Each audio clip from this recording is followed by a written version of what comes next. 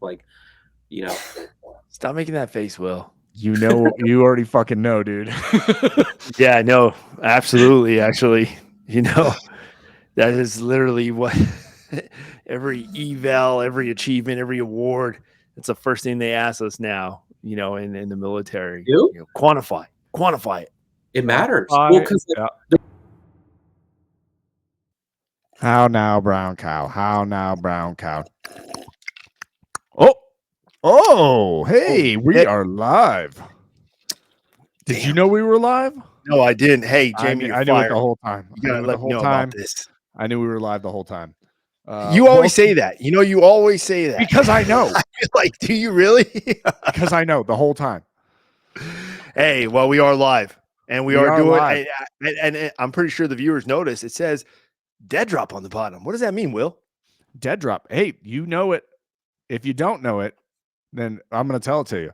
So, hey, the dead drop, right? That episode is where we bring the special. It is where we bring an amazing guest on and we give the secrets straight from their mouth to your ears in our little clandestine studios here. So what does that mean? Well, we can't talk about it. That's what that means. Oh, yeah, we can't talk about that. So welcome back, everybody, to Comfort and Chaos, another Dead Drop episode, a Dead Drop edition. If you haven't already done it, click that like button, click that subscribe button so you are notified. Little notification button, clicky. Just touch it. Touch the button. And so that way you are notified every time that we bring this premium content straight to your ear holes.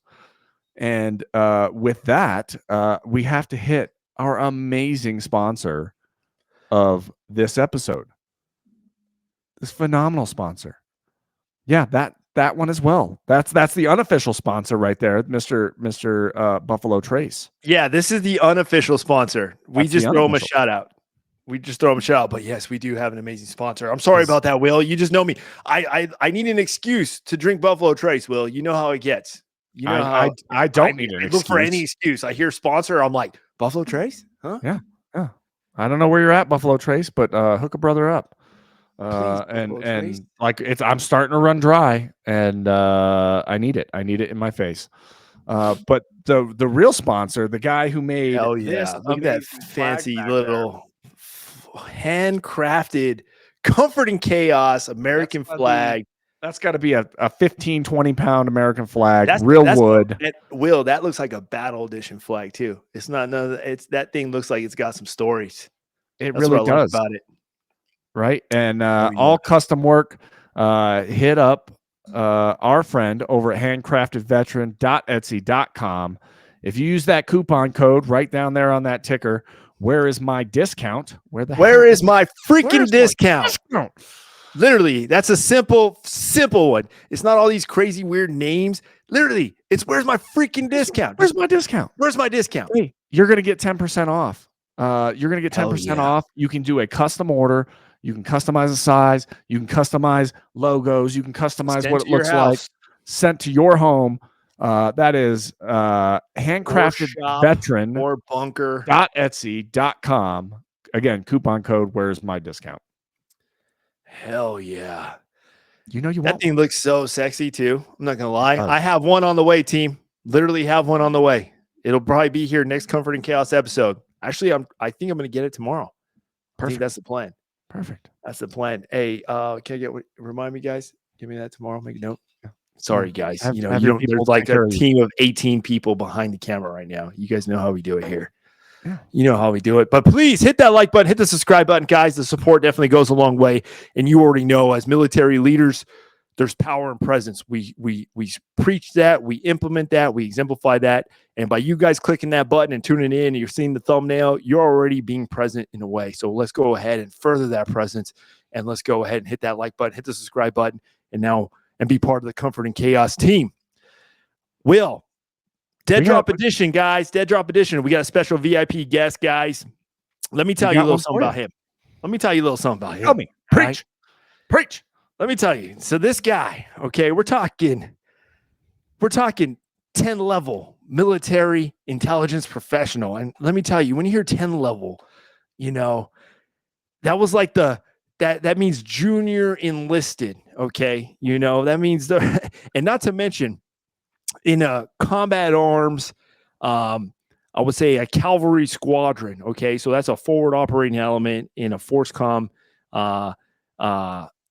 basically mission set, supporting mission set. And so I used to feel bad for this guy. He is in what we call the S2, and I'm pretty sure and that if you, let's say, if a junior soldier tells you, hey, I'm PFC so-and-so, I'm a 35 Fox, and I'm going to first ID. What am I going to be doing there, Mr. Sergeant Major? What should I look forward to?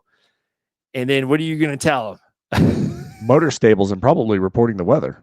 You're probably going to report the weather. You're probably going to do a lot of details, some staff duty, and definitely going to the motor pool and probably going to the field and being a detail. Basically, every time you hear the word jump talk, guess what? You're moving tents, But lo and behold, guys, our guest, he started off as a junior soldier in the military, enlisted in the Army. We're going to get into his story, but he went from being in the Army as a young intelligence professional and growing up and gaining a foundation in the Army to then going to college, getting out and pursuing college and furthering his civilian education to now, Will, guess it. I mean, you just don't think this when it comes to the veteran community. But I mean, I heard the guy literally texts Zuckerberg, they're in the same group chat. I don't know. What? But he is a program director, program specialist. Damn, I'm already, dude, I have TVI. How many Buffalo Traces have you had? Dude, yo, bro, don't call me out like that. Don't call me out. It's a work day. Hey, we'll get into that next episode, but let's just put it this way. I got a LPD to go to tomorrow. That's going to be all day. I just got told. So you know how that goes. Have another Buffalo. Either way, guys, no, he went from being in the Army, pursued civilian education to now working at Facebook, guys. That's a huge accomplishment. I mean, literally, that is to me top tier. And we're going to get into his story. I'm not going to waste too much of your time. I'm going to bring him in here. Jung, what is up, my guy? What's up, man? I thought you were going to throw me a Ric Flair intro, dude. You know what? Usually Will covers two claps and a woo. Will covers those, man. Will covers those, but we get into it, dude. We do. We have fun, and I want to thank you for joining us, man, and taking some time out of your busy schedule. I can only imagine the kind of stuff you got going on right now and having to do.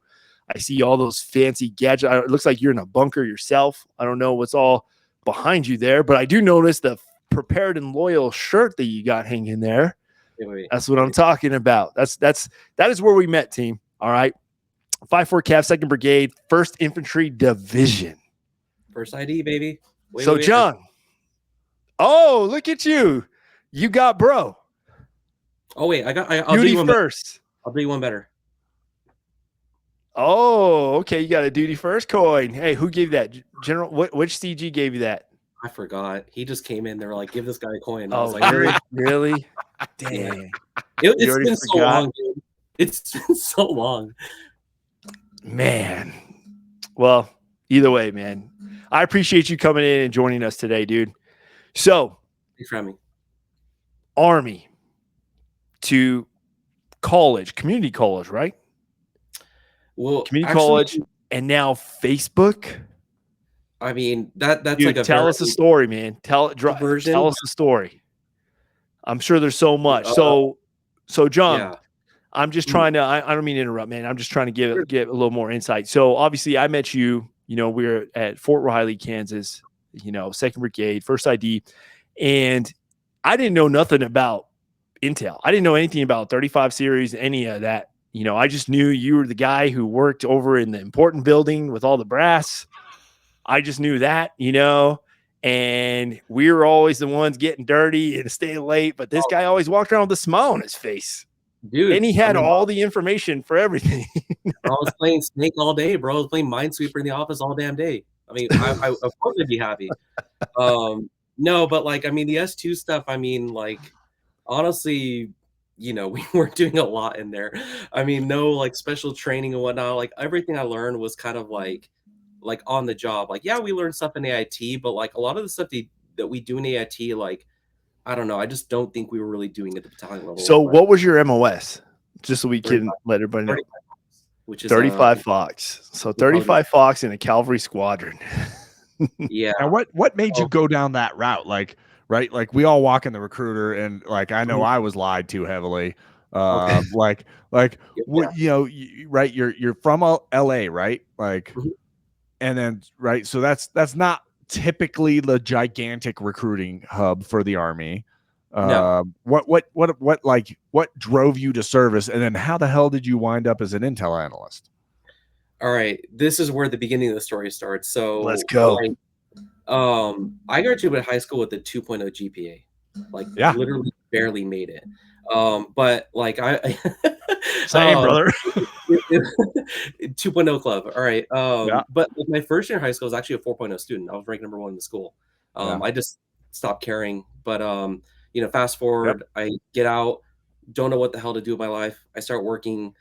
And I started going to community college because that's what everyone else did. Like there was no master plan. Like I didn't really have that like parental guidance and like vision of like what you should do and why, because like my mom is already not from this country. So I go to community college.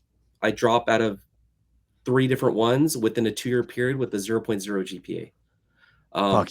That's overachieving, brother. Oh yeah, super overachieving. So after like 2 years of that, burning through all my financial aid, I moved to Texas for a bit, lived with family out there, hated it. Texas sucks. I'm sorry. Whoa. What part of Texas? What part? Outside of Fort Worth? No, Dallas, Fort Worth. Like Dallas, Fort Worth. Yeah, like, dude, that's just too big. That's just Texas, too big. We're talking Grand Prairie, like Arlington, and like it's just. I mean, maybe it's more built up now. I mean, sorry, but no, when I was too many. It's home of the Cowboys now. Drink yourself silly. But I just didn't like it out there. I worked odd jobs, so I decided to reach out to a friend, high school friend, and move back to California. And once I moved back with him, I slept on his floor for about 9-10 months, working graveyard shift at a Del Taco, which is like another version of like a Taco Bell. Oh yeah. And Del I did that. Taco. I love Del Taco. Almost a year before, like, I just started doing some real thinking, and I was like, "What am I doing?" Like, okay, you know what? I'm gonna take it serious. I'm gonna go back to school, and like, that's it. Like, I'm done playing around. And then find out, oh, you burned through financially. You have to cover it out of pocket. Well, I can't do that. I'm broke. So at some point, I'm like, what am I gonna do to get out of the situation? Like, I just never imagined myself being in a position like this. Like, this is rock bottom for me. So after talking to a few buddies, one of them was an Army recruiter, and he was like, so he was your buddy. Is that what you're saying? So he was legit your buddy. He wasn't just like working. He was straight Blue Falcon. No. We were friends for years. So, and he never pushed me into the military throughout those years we spent friends.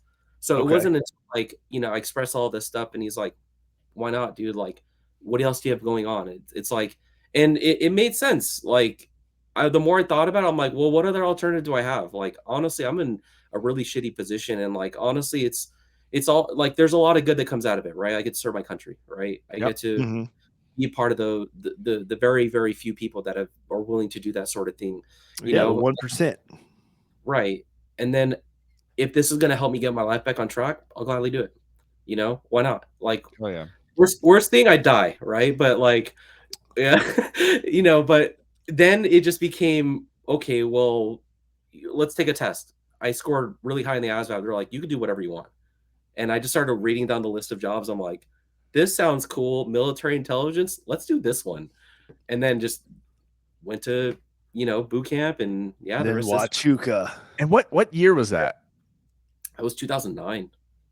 Okay, so like we're well into the wars at that point. Like, oh yeah, we were. Like, you're probably deploying. Like, oh yeah, we were OIF, OEF for sure. Yeah.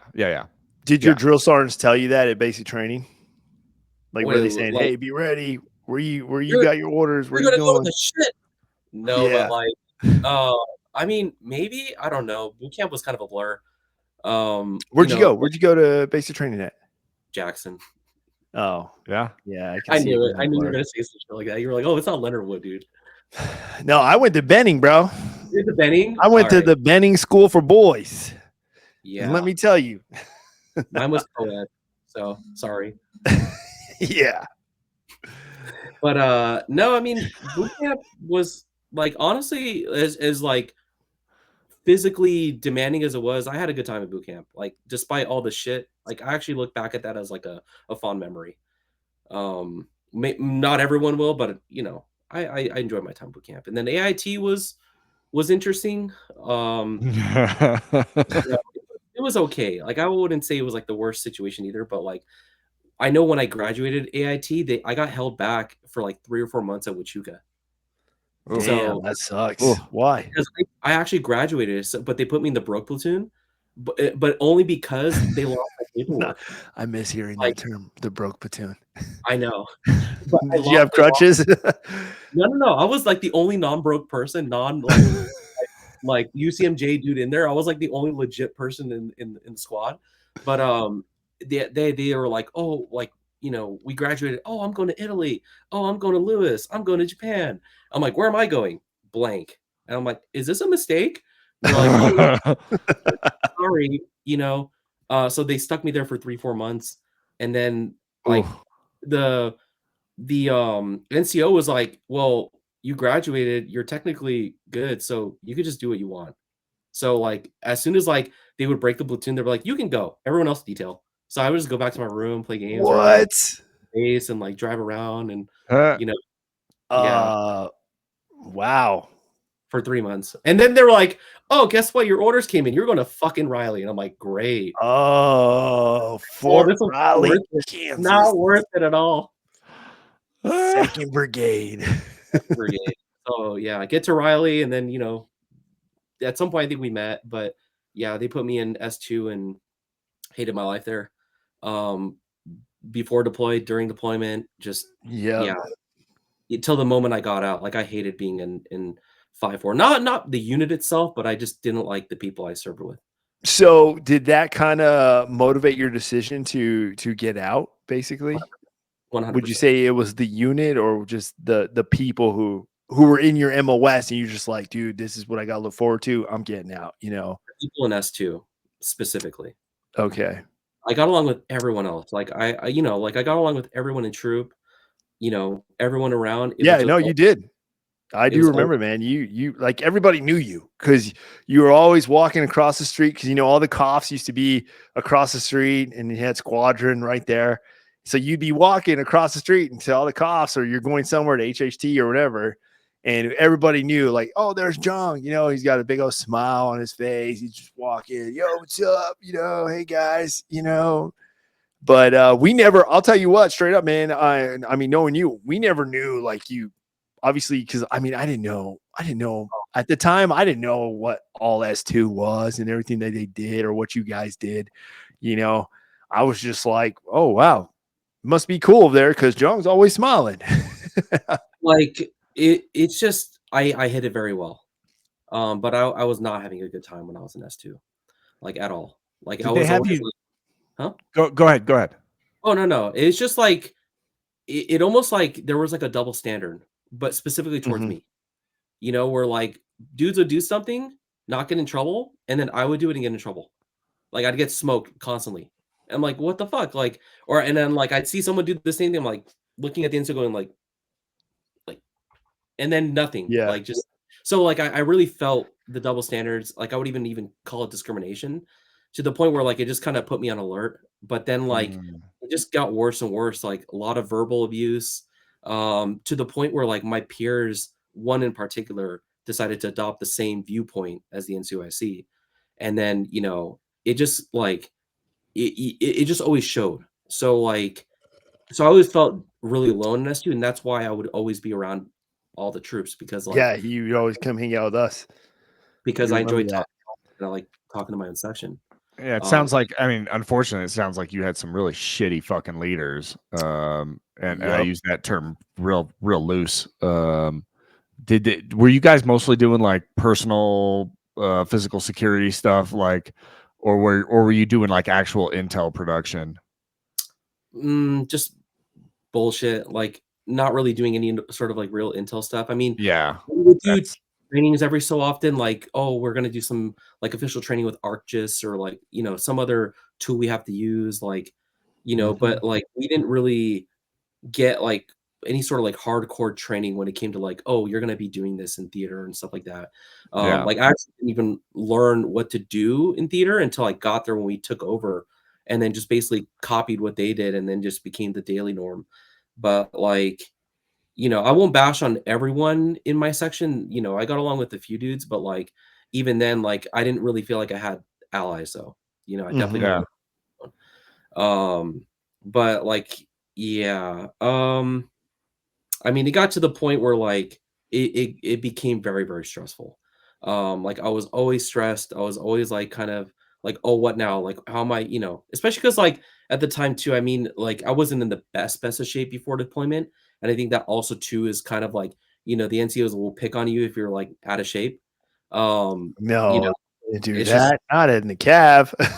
oh, dude, come on, you know the truth. So no, but he was like extra, extra hard on me. So, but even then, like I said, that was apart from it. That was whatever. Like I didn't mind like getting extra PT in sometimes, but Yeah. uh, the thing that really bothered me was just like I said, the double standards, the discrimination, to the point where like it got so stressful at one point that like I started getting really bad migraines. Um, and like I don't know if it was both from the stress or just whatever, but it went well into deployment. Mhm. And I don't know if we're going too off subject here, like, No, man. No, this is literally what we do here. Like you just share your story. That's what being yeah, part of the Dead Drop series is yeah, everyone's got a story and we're here to hear yours, man.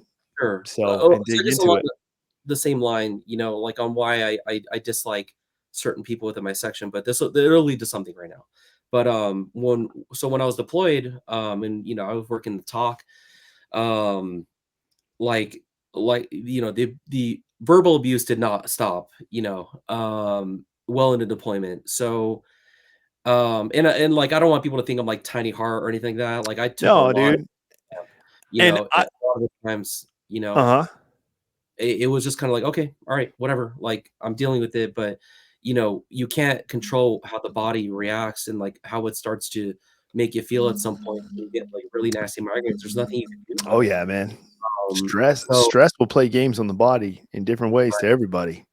right, and I never cried about it. I was just kinda like I just took it and was like, "Okay, I mean, this is what I have to do. I can't talk back or I'm gonna get UCMJ'd or demoted, Yeah. extra duty, whatever," right? Which never happened to me. Um, but, so the migraines got worse to the point where, like, I would throw up. Like, it got that bad. Um, So would you say it's anxiety? It just really maybe built up anxiety?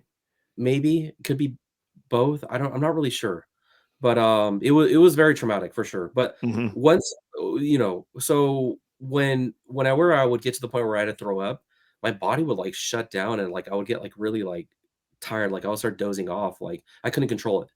To the point where, like, the OIC in the talk was like, "You need to go back to your room," and I'm like, "Sir, I can't, like, if I go back, I'm gonna get in trouble, I'm gonna get yelled at, like, I'm gonna get smoked, like, it's gonna end poorly for me." He goes, "I don't care, that's an order," and I'm like, "Okay, alright, well, what am I supposed to do now? Like, I can't disobey your order." So I go back to the room, I fall asleep, and then boom, boom, boom, boom.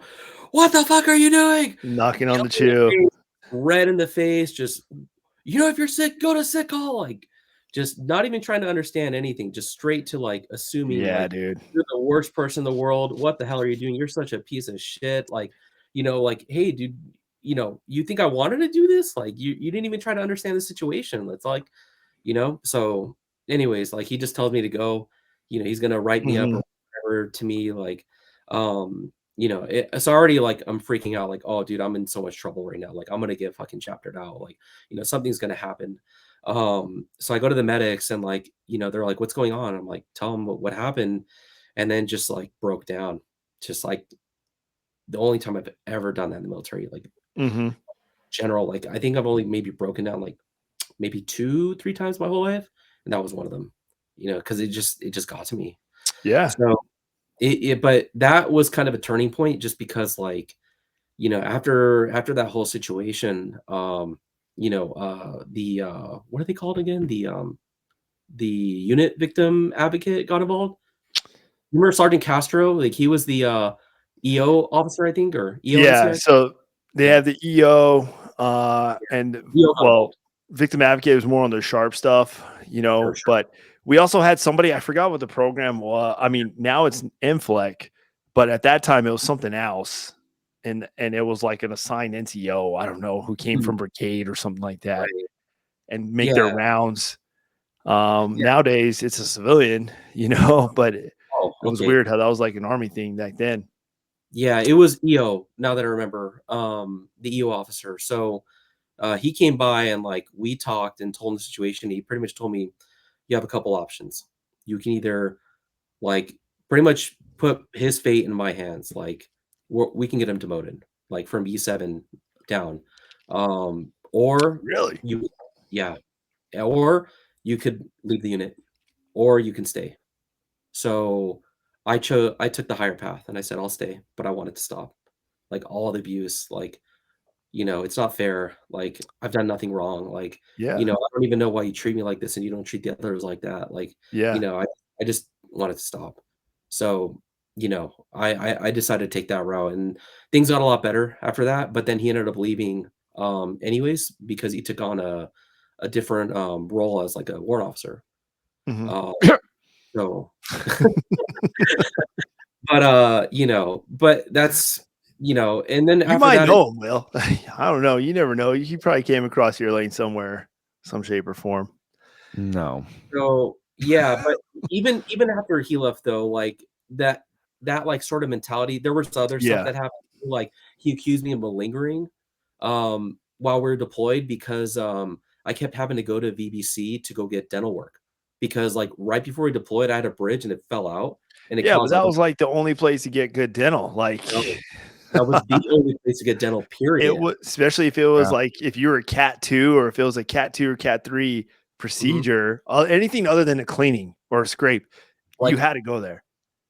yeah, I had a broken tooth, like, it was, like, getting, infected and whatnot, so, like, I would have to go every so often to the base and, like, he was, like, you know, started thinking, like, I had no reason to go there and I was just going just to go, to Yeah. the point where, like, the dentist colonel, I told him what was going on, I was like, "Can you help me here? Can you write something to show this guy that, like, this like, I'm coming here for a legit reason, like, this is not bullshit." And he wrote me Jesus. something, then I gave it to my NCO, and then he was like, "Oh, okay, I'll drop the malingering." Like, "Okay, you're what you're claiming is actually real." Like, that's what it So took. So I mean, I will say, dude, I mean, it is shitty. It is shitty because you did, obviously it sounds like you had, so, and especially in your section, but I will tell you, even in the line, we mhm, also like that same leadership. And I don't know if maybe the army was just going through a transition from like, you know, where their leaders were all about, you had the surge, so you had they were literally just bringing in anybody, and it was like war, war, war, shut up, fucking embrace the suck, let's go, and then Yeah. we're Yeah. slowly kind of transitioning out to, in the phase when you and I were in the unit where you're transitioning, and then the army started to incorporate, okay, hey, we got to apply more shared understanding as leaders, we got to be more in tune with who we're leading, no more of that, smoke them when you're pissed off, like all of that, we're transitioning in Yep. that oh, transformation phase because I don't know if you, I mean, I'm pretty sure you remember Sergeant Major Tompkins, oh, yeah. but yeah, so He he was was, yeah. So one thing about him, and he knew this, but there were 3 NCOs in Comanche because when we were deployed, they did some corrective training. They were smoking soldiers for so failing their PCCs, PCIs. And you know what mm, they did? And this was no shit. And Will, I'm telling you, this is no shit. This is what they did downrange in the middle of the day, in the heat of the day, in the Middle East. And they made them get MRE spoons and dig foxholes for literally 3 hours. Ooh. Oh, 3 damn. NCOs. We're talking 2 E5s and a staff sergeant.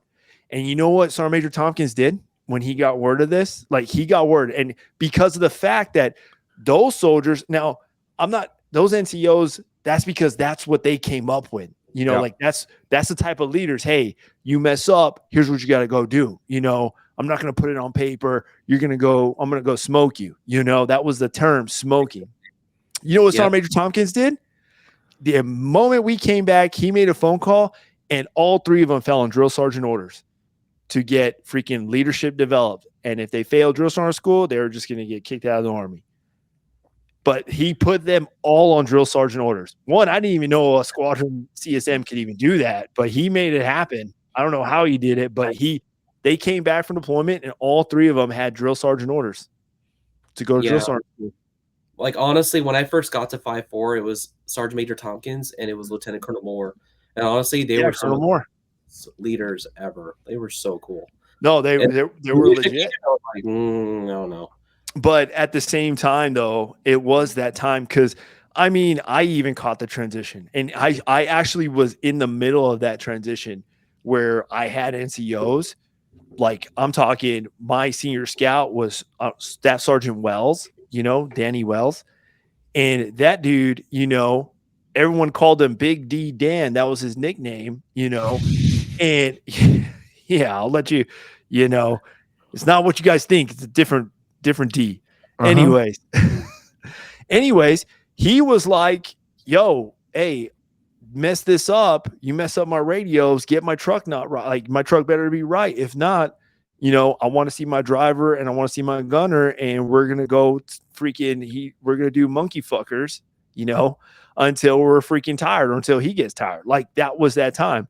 And then we get the transition where now we get a new platoon sergeant who's like, hey, section sergeants, that's not how we do things. You know, put it on paper, counsel them. What are you doing? You know, I'm going to enable you now. You know, if your soldiers are messing up, have you showed them the right way? Like, he started holding them accountable. Like, you got to be more in tune now with these soldiers. You know, don't just expect them to know and then smoke them when they don't know. Communicate, find out what's going on. Why do they not know? What happened? Did they not pay attention? They need retraining? What's up? That's an understanding mindset, right? Which is not how it was at the time. You know, at the time, it wasn't. It was just, and I'm sure Will knows. I mean, Will, I'm pretty sure you've gone through it too. Transition. You heard some of the stories when we did one of these with Dave, right? Like, I mean, I was that guy at one point, like, because I didn't have that leadership, you know, bringing me up, right? Like, it was exactly what you're talking about of like, you know, just beat the fucking brakes off of them, and they'll learn. And they'll learn. They'll learn through pain. Like, that was that, right? When you're a hammer, everything looks like a nail. And True. And I was a fucking hammer. Like, and it took a couple of good leaders to pull me aside and go, hey man, like, you can't do that. Like, let's talk. Let's apply some reasoning here and some thought process. And it was like, God, man, like, I really, like, I've been a shitty leader. I need to adjust my style and the way that I'm engaging, both up and down, left and right, in order to get a better result and right, teach, coach, mentor, and be a fucking NCO and not just an asshole. Mm-hmm. That it's because of perpetuation, right? Like, good leaders breed good leaders, bad leaders breed bad leaders, right? Yeah. Like, once you start mixing and intermingling good and bad leaders, like, it could go either way. You know, and then, like, the cycle continues over and over until, like, you know, either one or the other takes over at some point. But, like, I don't think the military is ever, I don't know, unless the top leadership comes down and says this is bullshit's going to stop, maybe things will change. But, like, as long as, like, you know, people have control over people's fates and, like, you know, you let them go out of control, then, you know, bad leadership qualities emerge, you know, and then the younger generation sees that and then perpetuates it down the line once they get put in a position of power. Yeah, and I think too, right? Exactly what the time frame that you're talking about, right? Mm-hmm. You know, what were we doing at the time? You know, we talk surge, we talk, hey, we're in the middle of the war, right? There's this gap of leadership, right? So by 2009, I was a senior staff sergeant looking at E7, and I was 20 something years old. I think I was under 25, 1000%. I was under 25, right? Like with 5 deployments under my belt at the time, right? Like so, right? I was a prick because I didn't know better. I was a 20-something-year-old kid, right? Yeah, essentially, right, who had done one thing, and it was war, and like that's what I knew. It was hammer time. Everybody was a fucking nail. And so when you have that, like guys getting promoted too fast, right there, the standards kind of dropped of like, hey man, that dude's not ready for leadership. Well, we have a problem because we have gaps at E5, E6. We're just going to promote them. We're going to fill that slot. We got to fill it, right? Like there's a bill to fill. We're going to fill it. We got to promote up and out, and like right. It perpetuated a problem, and then folks weren't being held accountable, and either you learn from it and you fixed yourself or you didn't. And I mean, it sounds like you had a bunch of guys that fucking didn't. Yeah. That's exactly what it sounds like. And I'll tell you this, John, I mean, and this may even kind of give you a little ease as far as where we are now, but I'll tell you, man, just in my time, since being in, it's changed a lot. I think if you were to walk around a unit, or if you and I were just we randomly just start walking around 5-4 again, just walk around the footprint, you'll probably see a whole different atmosphere. Like you will see the Army, it's constantly transforming and adapting. And I will say it has, from the time I was in, when you and I were in, if I were to bring you around just my unit now, and just shadow me as a first sergeant now, you're going to be like, wow, it's way different now. Like it really is. It's changed a lot, So yeah. All I know is when I was in, I was like, I'm done. No, I'm out. And there's nothing wrong with that, because from there, you went to school, right? Community college. You went back to school. Was there a plan? Like, so, right. Like you said, hey, like, right. Like I'm in a shitty place, shitty unit. Right. And individual experiences may vary.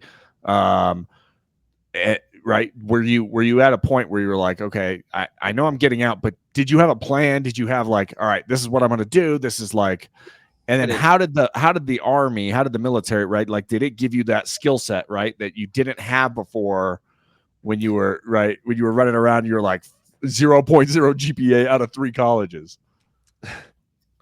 Let me formulate this real quick.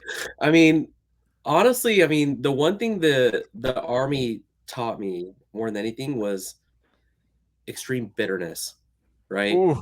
One thing for sure, right? But here's the thing, I used it as fuel, right? That bitterness turned to fuel. The fuel was, how am I going to now get out of this situation, which is the Army. So, and I already knew the whole point of going in the military was to go back to school, right? So I actually went back to school while I was in the military. So everyone else was having fun and like fucking shit up in Aggieville every weekend. Going to Aggieville. I was doing homework. Like I was stuck in the barracks, like, like every day after 5 p.m. when we get out, I'd go straight to class and I'd be in class for 2-3 hours. Good for you. And homework. So I took it seriously. But like, because I was motivated through bitterness, I ended up doing really well. And even while we were deployed, I was full-time student. And I ended up graduating community college in the military with a 3.8 GPA. That's amazing.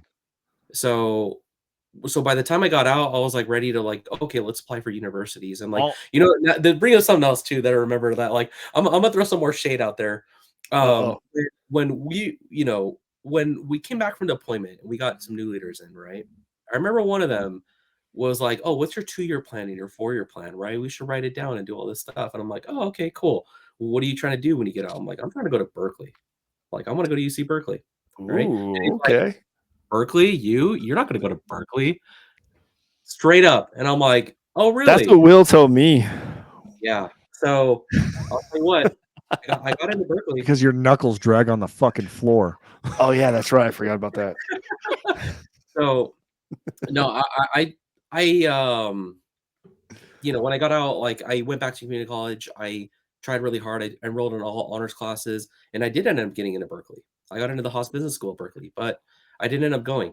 I got into UCLA, but I ended up going into UC Santa Cruz, and I got my degree in business management economics. Um, so, but like, I mean, if we're just going to continue from there and like the path to the current job, like while once you I were got in, right? Like, so I'm assuming you used your TA for while you were in, and yeah, then did you use your GI Hell Bill yeah. afterwards? mhm, Hell 100%. yeah. There you Oh go, yeah, dude, man. I took Like, full advantage of GI Bill. good. Like, Yeah. good. Yeah. So, no, I found a couple little hacks. So like I ended up doing a work study that paid me while I was in school and it worked at the veterans office. But then also like I also became an RA in college, which is if you know what those are, it's a Yep. resident assistant. You basically Yeah. like one of the, You're like you know, CQ, aren't you? Like basically the civilian version of CQ, right? but you're paid for it. Basically paid for it. So they paid for room and meal plans. So like so when I would get in my FAFSA, I would just pocket it. Yeah. Uh, so I'd pocket my FAFSA and then I'd pocket, the So you were getting GI Bill and FAFSA? yeah. So you can Yeah. get that while you're in just getting TA too. I Yeah. didn't know you can get So I was like, FAFSA and the GI Bill. dude, I was a rich ass college student for a bit. I was like, where are we going tonight? On me, whatever, let's go. Like, I'm making Oh, fucking this rain. guy. like I think yeah. I was doing dumb shit in college for I sure. didn't know you can get FAFSA and a GI Bill. I know you can apply for grants, but it was like Well, one or you the other. still have to be able to qualify for FAFSA being low Yeah. income, right? Yes. Well, yeah, you still have to qualify. You know, and my family's not rich. Like my family's hella poor. So like, yeah. So yeah, I pocketed a bunch of money. I probably should have invested it, but I was stupid at the time. I didn't know about investments. But like, if I could go back, I'd be like, oh, we're throwing it in Nvidia, we're throwing it in Apple, like, But yeah. So if you're Mhm. young, invest your money. Like that's a smart thing to do. Yep.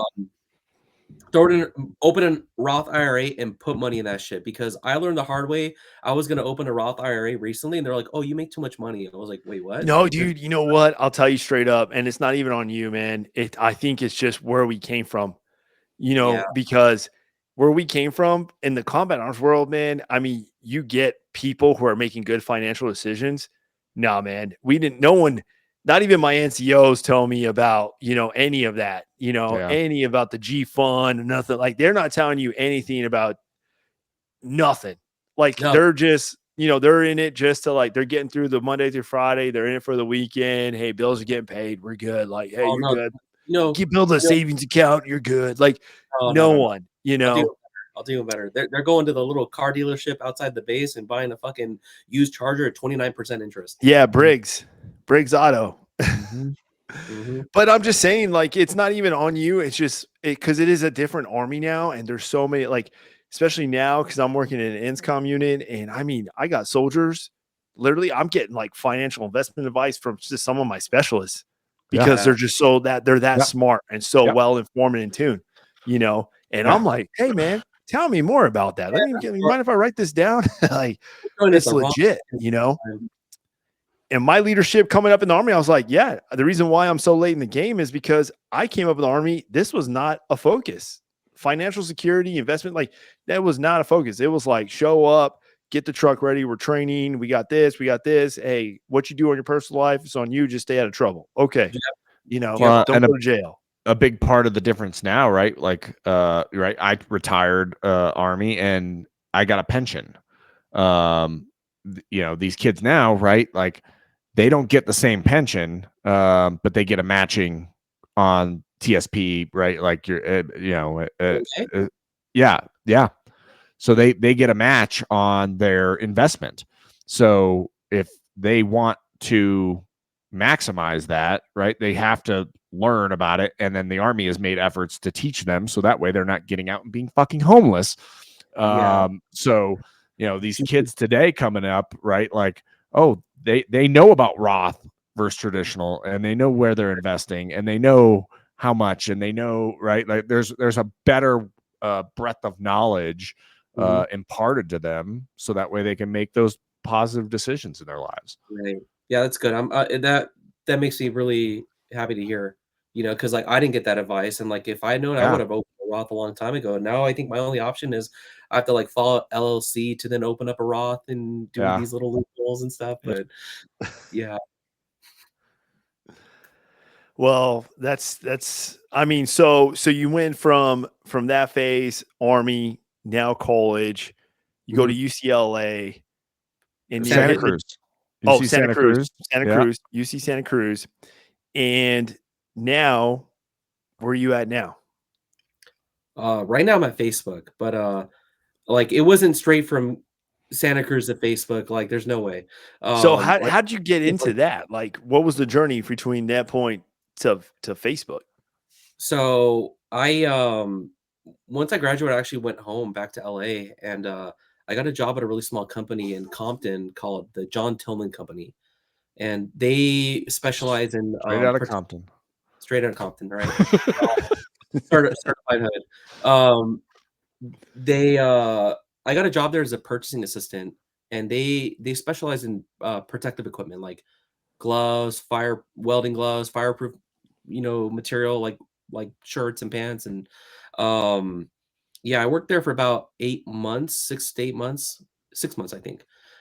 Before I got a contracting gig at Google, as a sales operations analyst. And I got that job through a friend who recommended me for it. And that job like was unreal. Like just I didn't even think a job could be that fucking fun and cool. Were you at Google? Like Yeah. at the Google offices? Like, man, like Google's insane. Explain like a little bit, because so I've been around like the Palantir and some of the other like of those, like that environment. And it's so fucking wild. Like that work environment is so crazy and cool. And then when like you look long term, possibly abusive, but that's okay. Like explain to people like what working there is like, because it's probably fucking wild. Well, look, from what I know now, it's way different if you're a contractor. If you're a full timer and a contractor, it's like the difference between a first and a third world country, from what I know. But when I was there, it was one world, one country. Yeah. So where like contractors could be in every office, they could visit any office. So me and my coworkers, I mean, we'd be like done at like 2 o'clock in the afternoon, 3 o'clock, and be like, let's go get a beer. And then there would be like beer in the office. You can just go in the tap, pour yourself a beer, and just hang out and play pool or like do whatever. Like there's like something for everything. There's like a room you can just like tee off with a fucking a driver, like digital golf room. Like there's video game rooms, there's nap rooms, there's yoga rooms, there's fucking like a stocked cafeteria where you just walk in, grab shit, like grab beers, like you ride your fucking scooters up and down the hallways, like straight up, like maybe not beer, but like there's like fully stocked kitchens with like snacks and drinks, all kinds of stuff, like on every floor of every building, like in the they have their own gyms and pools and stuff like strictly for employees. Like the amenities there are absolutely insane. There's like so many different cafeterias you can eat at. Some of them are themed. And like the other thing that's crazy about Google is that like, it's practically a fucking city, dude. Like you can bike a mile away to an office and there's like office, and they're all like different. It's like massive, dude. Like jeez, absolutely insane. Like they have offices all over the world, but like in Mountain View, which is like where they're headquartered, it's just insane how many offices there are. Like just mind blowing. But after, I did that for 2 years working there. I learned a lot about like how tooling works and like technology in that regard, where like everything that we do is an internal system built by the company to do specific things. And like at one point, they built a product that used a lot of machine learning before AI became such a big deal. This is like, you define it, you do some predictions on it to spit out a a score on a certain thing, and then from there it would route through this whole sequence of like logic to then assign an account to a salesperson. So I got plugged into that project and then had to learn a skill called SQL, which stands for SQL. For any of you tech Yep. people out there, it's a query programming language where it's like basically using Excel, but like writing manual like lines of code to pull what you would pull in Excel, but like in a very manual way. But you can do a Mhm. lot more data manipulation with it, and it's like a really really powerful skill, very in demand. Yeah. Uh, but so once I hopped on that project, I had to learn that skill because in order to like fix any issues or diagnose problems or like, because we were always fixing issues for sales reps. The only way you could do it in that project is by pulling data to see like what went wrong. Why did this account go to you and not this person? And then like, when somebody make a tweak to the logic and it would like blow everything up, we'd have to figure out like what tweak caused what to do this. And like it was a lot of investigating and like troubleshooting. But I got really good at it. The only reason I got good was because I had a really good friend who became a mentor, but still a friend. But he taught me everything I knew, and then I took it and ran with it, and just kind of like got really good at it. But that skill like resulted in me like saving the company like millions of dollars at some point. Because I was able to like when somebody would report a problem, I would go in and start investigating and like writing scripts to like pinpoint like, okay, what happened here? Yeah. Okay, that caused this, which caused that, which caused this. Okay, I see what happened now. It was because of this group here. So if I adjust this logic here and push it to production, then it should fix it. And then it was I solved so many bugs and problems. And like at one point, I was playing the role of like both being the analyst, the engineer, and the program manager because I knew the program so well. I knew where to fix it, and I could write the logic to fix it. Wow. So That's that awesome. so all that kind of resulted in, I ended up, getting well, I plugged into something called VetNet at Google. It's just like kind of an internal group for veterans. And Oh, you wow. wouldn't know it on the outside. It was like an internal thing, but like they would have people reach out and like make connections. And like I know at one point they're like, "Oh, we have extra tickets to a gala in San Francisco," and I was like, "Cool, I'll go." And I met NC Hammer and stuff, and that was really cool. I noticed that. That's one of your pictures. Yeah, apparently he's an Air Force vet, Oh, which okay. I had no idea, but he's cool. But one event I ended up going to was a toy drive at Facebook. So I was like, "Oh, I'll go to this. Why not? Like, this seems fun. Give me an opportunity to network with people." And so I brought a couple toys, and like Toys for Tots sponsored it, or they were collaborating with them. So brought a couple toys. They're like, "Oh, here's a raffle ticket for each toy you brought." I'm like, "Well, shit, I would have brought more." So I got 2 Mhm. tickets, and then, I started mingling with people. And then at one point, like, just side fun part was, at one point I heard a number called, and I was like, "Oh, shit, that's mine." I go up there, I won an Oculus Quest, like a free Nice. Oculus Quest. So that was Oh, really wow. but the cool part is that they like sharpied off a sticker on it, and I was like, I used some hand sanitizer and I removed the Sharpie, and I read it and it says this is a prototype, and I'm like, oh shit, I'm keeping this. So like it's in my closet right now. But That in is any case, crazy. I uh I ended up running into a guy and he was wearing a Stetson. I'm like, oh shit, like what's up? Like A Calvary Stetson? You ain't Cav, you ain't shit, right? Let's And go. we started talking, and then after some light discussion, he's like, "What do you It's okay, do?" And like, Will. It's okay. It's okay. you know, Gay. That Stetson will look good on you, Will, one of these days. I'm A good fucking Calvary Stetson will look good on you. I'll see you in Colorado. Um, You better bring friends, homie. so Hey, so what was like, so when you're at Google, right? Like, Mhm. right, and you hear some of the stories in the news and stuff like that. Like, what's the culture like there, especially coming out of right a military, right? Like at some point you're kind of Oh, indoctrinated to a degree in mhm, that military culture, right? And mhm, you say, hey, there's this essentially like a vets club, okay. within Google, right? Um, right.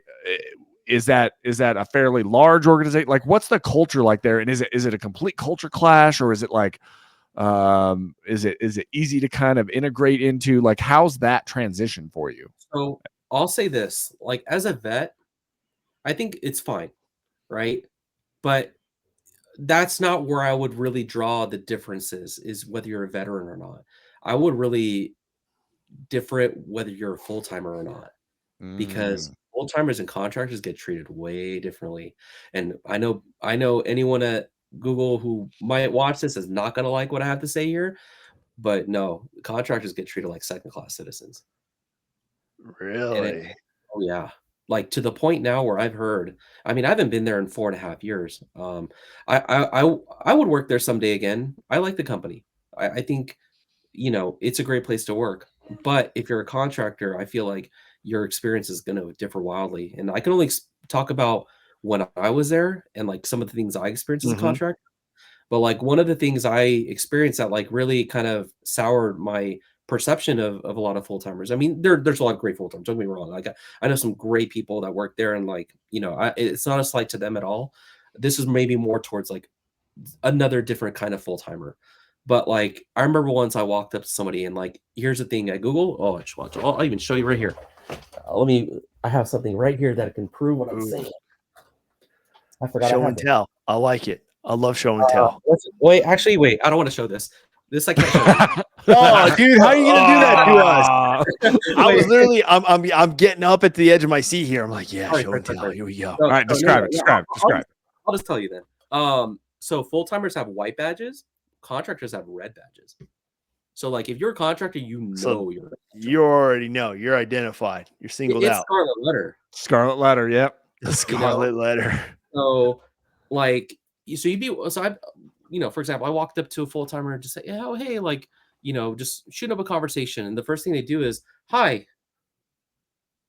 like, "Oh, I see your badge color. It's oh, I see." So their Ew. tone changes immediately, Yeah. right? Where it's like, you've seen them talk with other Ew. people, and then as soon as they see you're a contractor, the tone immediately changes to where it's like you're talked A as if you're poor. not a like As You're a if. poor. racist in a way. Yeah. I don't know how it is today. That was 4.5 years ago, but from a couple of friends I have that still work there told me that a lot of contractors, they like packed them up and moved them to a building far away, and like they can only go to that office. They can't go to the Damn. That's anymore. messed up. Freedom to like visit other offices within the company. Yeah. Unless you were assigned to that building, you can only stay Right. within the building. That's what I've heard. Like, I don't know how true it is, like, or what the experience is, but, like, when I was there as a contractor, it was way cooler, despite some of the bad people I've run into, but, like, 90+% of people are super cool. It's just, you might run into some FTEs that are very, like, eccentric in that regard. Sure. Um, so, but, like, going to Facebook, it's not the same. I love the culture there way more than I like it at Google, because over there, it doesn't matter if you're a contractor. Like, people are gonna treat you the same no matter what, so everyone gets treated with respect. There's no scarlet letter. Yeah, the badges are slightly different color. They're like, it's white and like a light grayish, but no one cares. Like, and no one does that thing where they're just like looking at you and then like talking to you differently. It's Yeah. and that's the one thing I love about the company, is that the culture is better in that regard. So it's maybe not as like high tech and advanced and like how some of the buildings are, some of the infrastructure, but like, that's why it's like there's a lot of trade-offs between working with one company or another. Sure. If you want to work with great people, I would say, Facebook is a really great company to work for.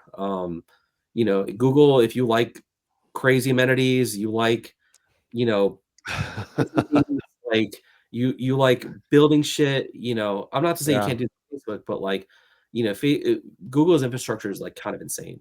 Like, Yeah. when I was there just Oh, seeing the imagine. fixes, like, holy moly, like, you know, that took a lot of like intellect to build all that stuff at that scale. Um, yeah. So how did you So wind up like what's the trend, right? You're at this party and you're just kind of mingling and shooting the shit with people. Like, how do you wind See a up Stetson, jumping and then what? ship? And yeah, you see the Stetson guy. We're back to Hell gay. yeah. So Yo, how whoa, did that whoa, whoa. how did that pan out? No, so the guy I talked to, his name's Brian Lee, and he was an army guy. And after talking with him, talking about my experiences and whatnot, he's like, "Tell me what you do," and like, "Oh, I do this and this," and like, like this is all the work I kind of do. I'm like really good at doing this kind of thing. And then through that sort of like kind of like self intro and like here's a display, a verbal display of like the skills I possess. He'd be like, oh, you know what, you'd be really great for a role here. I think there's an open role in this team. Let me give you a referral. I was like, oh, okay, cool, yeah. Got the referral and then went into different interviews. And then like the first role he referred me to was an investigations role, which is more in line with like intel work, honestly. Yeah. But Okay. I ended up not passing. I didn't make it past the recruiter because there was a language barrier. And like I had bad reception and language barrier, and I kept saying like, "What did you say?" Like, I think she just got really frustrated and like didn't, give me a shot. The next one What? was business analyst role. And then I think I did pretty well in like the initial interview. I made it past the recruiter, but then talking to the hiring manager, I didn't make it past them. And then the third interview I got was for an enforcement specialist role. Ooh. That one was pretty interesting. So I learned about how the hiring process goes, but like you talk to the recruiter again, and then you go through the hiring manager, and if the hiring manager likes you, then you go to the real interview. And the real interview is 4 interviews Damn. back to back, and they're almost an hour apiece. I've heard they have What? like an insane interview type, right? Like an insane Panel. like selection process. That's like a whole of their- vetting process right there. Yeah. It's a panel. And Yeah. they ask you all kinds of wazoo wild ass questions or what? Like, or was No. it kind of more, in line with the position? So everything that you get asked is based on they're all open-ended questions. So instead of like, "Oh, do you like weather?" It's like nothing is yes or no. It's Right. tell me about a time you did Yep. this that resulted in this. And you Yeah. have to go into storytelling mode, right? And then everything you do has to have a point, right? Because like, it's more about like they even give you interviewing techniques, the recruiters, which is like you basically have to describe the situation, the task Star at hand, method. the STAR method, right? Star method, baby. Yeah.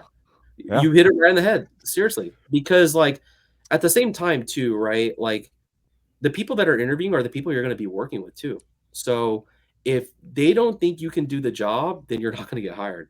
So like even if the interesting part is that like sure you may not have an actual experience for everything they're asking you, but what you could do is you could tell a story of like what you would do, right? Yeah. And then you can kind of show your thought process because then at that point they're going to okay, well even if he doesn't already have the experience, I can put you in a situation and you'll figure it out.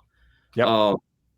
So as long as you can explain that and put it in a way that can show them that like you're capable, then you have a really good shot at getting hired. But if not, then it's after that it goes to a vote. So like if you get voted out, that's it. Like it's Dang. Just like, so yeah, but so I mean, having good conversation skills, like good storytelling skills is pretty important. So like if you don't have that now, you should work on building that, honestly. noted. Yeah. Yeah, the other thing too is like when you're building your resume, the one thing you have to do is quantify your experience. If you cannot quantify your experience, then how do they know like what you're actually going to be able to achieve? Like, Stop making that face, Will. You already fucking know, dude. Yeah, I know. Absolutely. Actually, that is literally what every eval, every achievement, every award. That's the first thing they ask us now, in the military. Quantify it. it matters. Quantify, Well, because yeah. It does. there's 2 ways you can, Otherwise, it's just words. It's just fluff on a page. Yep. right. Well, because some stuff can't be quantified, right? But there's qualitative Impact. Yep. Qualitative impact. So yeah, the action and then impact, But the more you can quantify, you should, because the numbers do matter. No, I agree. I mean, I'll tell you right now, as and I'm sure Will knows too, but as a first sergeant now, like, I mean, I kick back awards, I kick back NTOERs just because of the fact that it's like, hey man, you need to fix this. It needs to be make it more quantifiable. Because right now I just see a lot of fluff. I see a lot of, it could be copy and paste fluff. Yeah, so-and-so did this. Okay, so-and-so did that, which what led to this and impacted the organization. How, let's quantify it, I mean, even when you're in though, like it's still like survival of the fittest, in a sense, because like you have to do every 6 months a self-evaluation. And then you also have to you have to select peers to provide you peer feedback, Oh, and then really? on top of that, once you're able really to, once you provide your self-evaluation, you get your peer feedback. Then the managers all get in a room and then just like fucking fight it out. Like, oh, I think my person deserves this for this, and like it literally gets nasty. Like because no one wants to put Imagine if the Army started doing that. Imagine, right? But here's the thing, though, is that like in tech, like, well, no one's gonna get fired in the Army. They're not gonna like just, oh, you're a shitty soldier. We're gonna no, but I mean, it's a good way to like, hey, if you're gonna promote, hey, if this person's eligible for a promotion, okay, hey, let's talk to their peers. Let's find out. Let's find out how this person. I think that they should talk to their subordinates too. Yeah, no, exactly. I live by that. I gave that speech actually today to a couple of NCOs, and I said, hey, man, remember, as a leader, your resume is who you lead.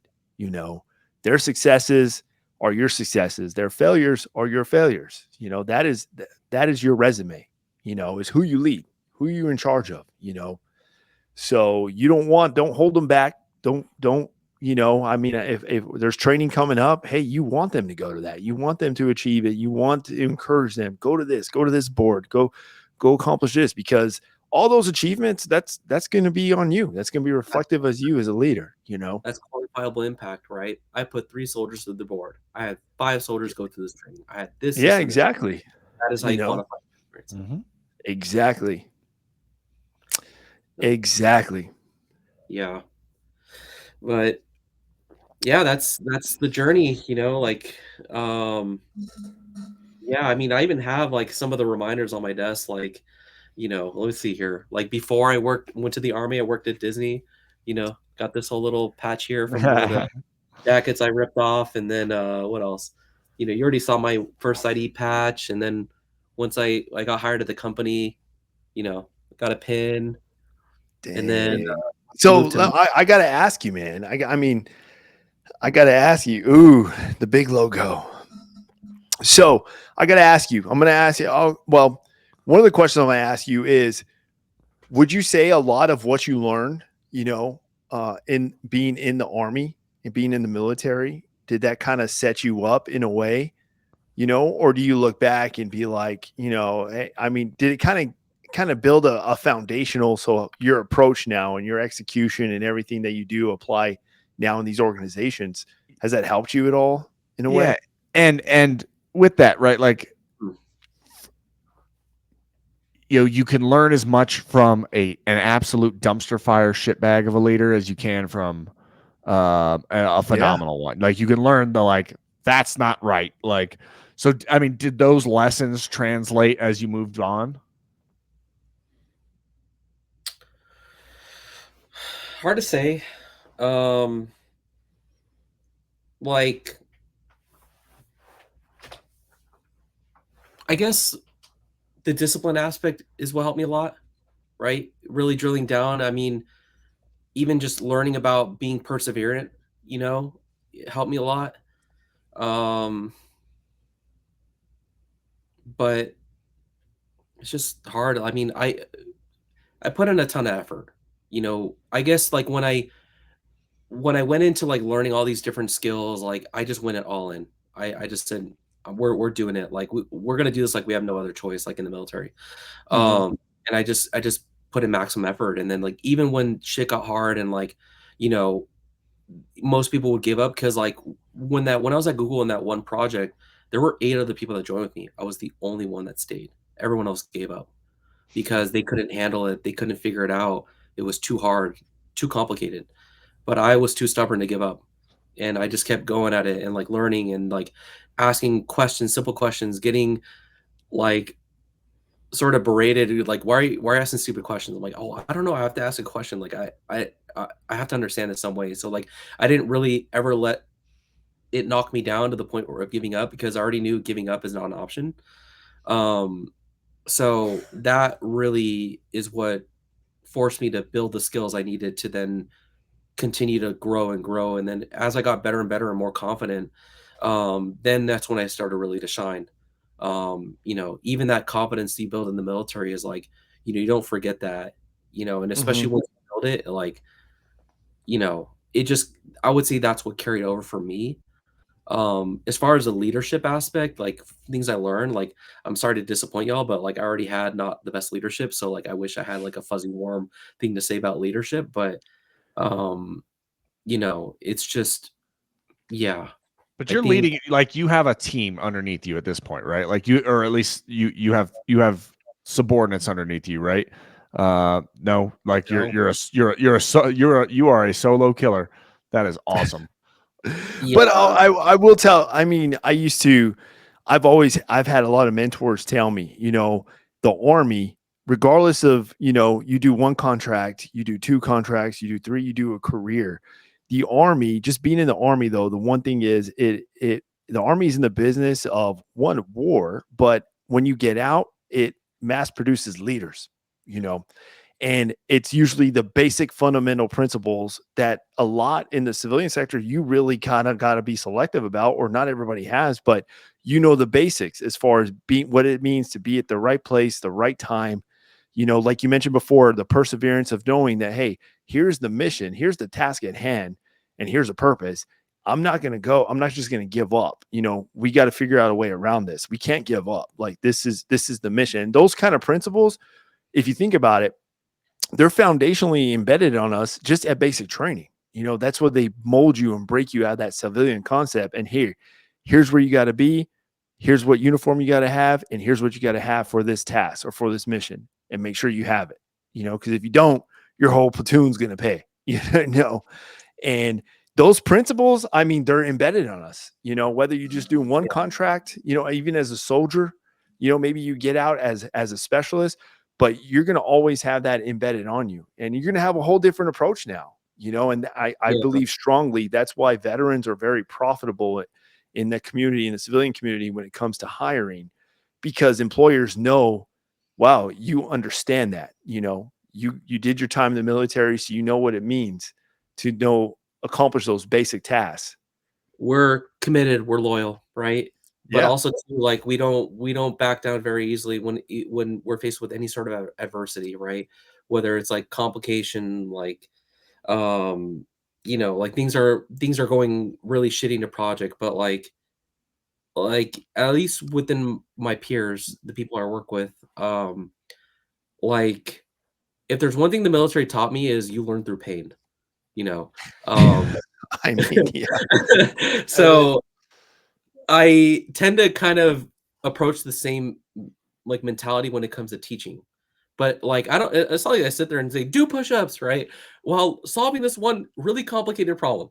I just kind of tell them like, okay, why do you think this? Or why do you think that? Like I make them think through an answer instead of just giving the answer because like if you give an answer, then they just take it and go, okay, cool, move on, right? Like, and then they might ask you later, be like, what, you forgot already? Like, but like when you make people struggle for it, I feel like that pain makes them remember it easier than like just giving it to them because then they had to work for it.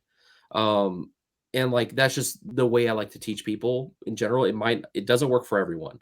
Some people Mhm. do not work well with it, but the people that do end up doing really well.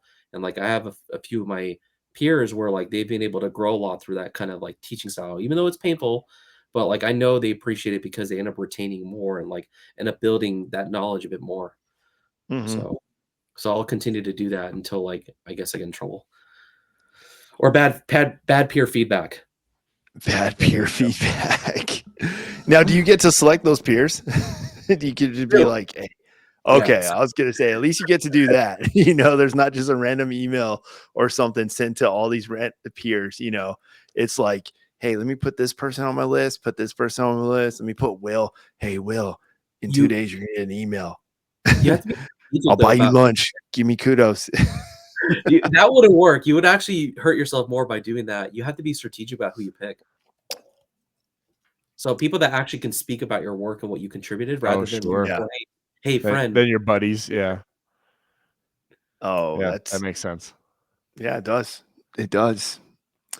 Well, that's pretty cool, man. Yeah. So what's it like working for Facebook, man? Like I don't know how much into the weeds you can get, but I mean, obviously I'm pretty sure you're no stranger to all the craziness and all the chaos that's going on in the world, you know. But And I mean, have you been to Zuckerberg's hidden Hawaiian island? Because it looks like you're currently in his bunker. I was in Hawaii like 3 weeks ago, but no, I didn't go to Zuck's house and knock on his door. so I that's what you wish. guys call them, Zucks? Hey, Oh, Zucks. that's Zuck, dude. So, like I tell people I get paid in Zuck bucks. Zuck bucks. Does Facebook have their own little currency? Do they do that too? No. It's just something I like to say. That's pretty crazy, man. So have you ever met him? No, like a lot of people have. I just have never run into him. Plus, like I'm remote. I work full time remotely here in LA. Oh, okay. Oh, that makes sense. So, but So you never been like actual to the facility or anything like that? I just came back. I was there last week for a whole week. Oh, my bad. My And then I'll bad. be My back there. apologies. I'll be back up there in a couple weeks again for another week. Oh, that's what's up, man. That's It's what's up. cool. So the offices are cool. Like honestly, they're very like industrial in some ways, but the classic campus is like a college town almost. It's kind of interesting. Like it's like completely enclosed. It's like the buildings like all go around and there's an open area. So you can walk from one side of this collection of buildings to the other through like open space, and like in the middle there's like a jumbotron. There's a bunch of cafes like barbecue joint, like pizza joint, burger joint, sweets joint, Indian joint, Mexican joint, Hell all yeah. kinds of food. Like you could just pick and choose, like, oh, I'm gonna eat barbecue today, or I want to eat a burrito today, or something. Like it's kind of cool. Um, and then the offices themselves, like, you know, pretty open, like it's not like super rowdy or crazy. It's not like some shit out of the movies you see. Everyone's just kind of working, and then like everyone's always like in a meeting room, like taking a call over something they have to do. But a lot of the offices are connected, but there's not as many, as Google. Um, but you could like use your work phone to like unlock a company bike to like ride it to the other building. There's like shuttles Oh, to other buildings, like there's even shuttles that like if you live in the Bay, they'll like they pick up at a certain spot and then drive to the office. So like you could just carpool your way to work every day, like not even drive your own car if you didn't want to.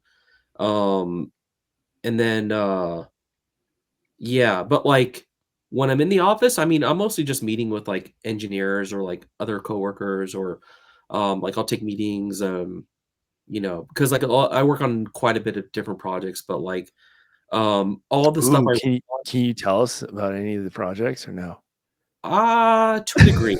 I can only say so much, right? Man, But I'm just curious. So like I'm just curious, like what is your primary, like what do you do? Like, you know, so I'm yeah, just curious because Facebook, I mean, I hear Facebook and I'm like, oh, social media platform. And obviously you guys got plugins on so many other things, but it's like, dude, right. I mean, I don't know. Like all the work I do is around compliance. So like specifically around developers. So like I'll give you an Mm. example. Like you have an app, you open it up and it says, "Do you want to log in via Facebook?" And then Yep. you'll hit the Facebook button, it'll take you to Yeah. Facebook, take you back to the app, and boom, you're logged into the app, right? Yeah. Yep. They have to go through my org to get that sort of functionality. Or if Oh, not, they wow. can't use that feature for users to log in to their app via Facebook. Um, so the way it works is, and this is like public knowledge too, like you can just go into developers.facebook.com and sign up for an account. You can create an app, link it. Like you can host your app, download it from the Play Store or the iOS store. But once you I guess have this integration, you have to apply for it, obviously. Depending on your use case, you have to request for special permissions, and then you have to go through Oh, I a bet. whole process. So like the example I'll give is like a dating app. Like when you log in via Facebook, how do they already know your age and your gender and like all these other things? It's because they got that information from us. Right. But we only give that information to apps if they have a valid use case. So if they don't, if they're like an app saying, "Oh, put in your name and we'll tell your age," and you're like, "Well, what do you need?" Like that's just such a silly app. Like it does nothing other than like just provide some random fact or age, and like it doesn't really give Yeah. you a true user experience. It's kind of Cat like apps would like to know your name, age, location, you know, all of your friends. It's like, no, bro. Like cat facts does not need to know that shit. yeah. So apps like that will not get that kind of integration or information. They'll Right. get to, because they just won't pass the valid use case test, right? But other apps that like are using it for experience-based things will get it granted. They go through an approval process, so it's not like here you go, right? But once they're on platform and they have the integration, then they're subject to policy. We have platform terms, we have developer policies, and they go through review every so often. And once they do, we just, if we find something that you're violating a policy, then you get a warning or you get enforced or whatever. Um, I mean, most developers will know that. But then, like, there's another component of what we do, and it's kind of like, depending on the violation, could result in, further investigation. So once that happens, I mean, like it could at that point you can get enforced on any policy at that point. It just depends on what happens and what they find. But all of this is just meant to make sure that users are protected, use data is protected. We have other compliance programs that like are Well, that's ensure. good. Yeah, like everything we do is meant to protect users. Make sure that like companies aren't doing certain things. I mean, like we can only guarantee so much, right? Bad apples are going to do bad things. Mm-hmm. But, like, we have programs in place that, like, we evaluate their security practices, and if their security practices aren't up to par, then we tell them, "Okay, yeah, we're gonna not allow you to operate until beef up your practices here or, like, beef up Yeah. your software or whatever." So, and that I'm saying that very loosely, but essentially that's kind of what's about. So it falls under the umbrella of, like, trust and safety. But a lot of things we do are mandated by the FTC. We work with the FTC. So they come around and review us periodically, and then we have to show them that like we're actively maturing our processes, we're ensuring safety, um, and that's the org that I'm in and what we do. But the role I play within that org and what these things do is that um, the team that is like doing a lot of the compliance work itself is one team, and then the engineering team builds stuff for that team, internal things to be able to do those sorts of compliance things. I work basically in between them. So like I'm the one who's like at times program managing the project, Yeah. or also I'm consulting a lot on like because I know the system really well, to the point where like if they're going to propose something, I can evaluate in my head like if it'll work or not, and if not, why it's not going to work, or maybe I'll propose an alternative or like, here's a way to make both people happy, right? So it's just more of like a supporting role. But a lot of the work I do nowadays is a lot of consulting, because a lot of the program management side of it is like already handled by other people, like technical program managers. So like I don't have to play as much of that role, but Sure. yeah, a lot of it is just honestly just kind of think taking some things. So um, you know, it's it gets really complicated really quickly though. Just because some of the systems we do can be very complicated and they have these workflows. So whenever somebody proposes a change, like since I already know the workflows kind of by heart, I can kind of just play it in my head, like, okay, that'll do that, which will do that, which will break here, or that'll work here, but not here, or like Mm-hmm. it's very easy for me to assess all the like you know potential downward impact or Mm-hmm. downstream, or like any complications that like could be an issue down the line, but that we could solve right now. Mm-hmm. Um, or consider right now, at least I'll raise it and then, they can decide whether they want to increase the scope or not and like solve a problem now or just like shelve it and solve it Yeah. later. Yeah. But yeah, I'm doing a lot of that kind of stuff. That's Damn. super in depth, man. Like, so here's my question off that. And really, I'm asking for a friend. What kind of access, again, for a friend, would calfscoutmanlove.com get? Because my friend is, would really love to know. I mean, I might just put it on the block list. So that's. I'm deleting Facebook right after this. So yeah, that's one thing we like. I think this might be a tech standard now, is that people don't say whitelist and blacklist anymore because it has, like, racial connotations. So we now refer to it as like allow. Yeah, Will. Yeah, allow us to remember that. Get with the times, Will. Jeez. Yeah, seriously. I might take that one personally and just hit deny. Yeah, John, I'm with you on that. I don't know why. Did I just get a 30-day ban from sitting here? This is fucked up. Yeah. I mean, I can make it happen.